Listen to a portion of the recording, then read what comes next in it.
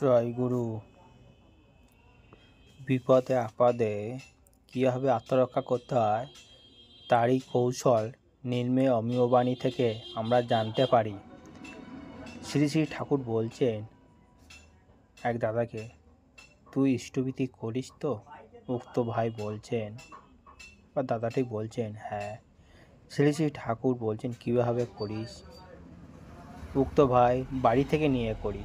শ্রী শ্রী ঠাকুর, ওভাবে করবি না, এখন থেকে নিজে কিছু না কিছু উপায় করে তা দিয়ে করবি।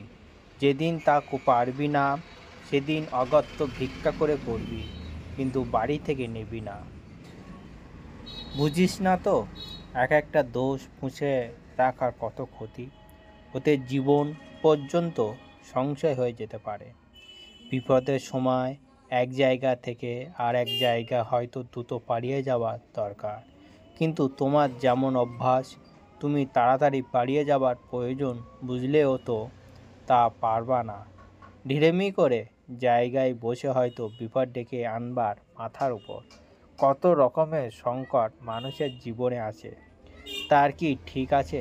কিন্তু জীবনীয় সদ্গুণগুলি যদি বজায় থাকে, তবে তার সাহায্যে মানুষ সব সংকট কাটিয়ে উঠতে পারে।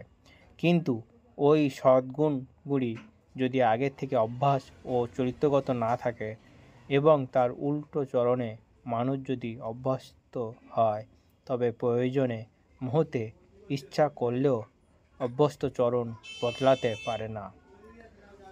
বদভ্যাসগুণী ভূতের মতন ঠেসে ধরে ঘাড় মটকে দেয়। শ্রী শ্রী ঠাকুর বলায় ভঙ্গিতে কথাগুলি যেন বাস্তব চিত্র নিয়ে ফুটে উঠল, এবং ভাইটিও শঙ্কিত হয়ে উঠলেন। শ্রী শ্রী ঠাকুর সেইটে লক্ষ্য করে বললেন, এখন থেকে হুঁশিয়ার যদি হও, ভাবনার কিছু নেই। যেমন বললাম ওইভাবে চলতে শুরু করে দাও, এই এখন থেকেই। বন্দে পুরুষোত্তম।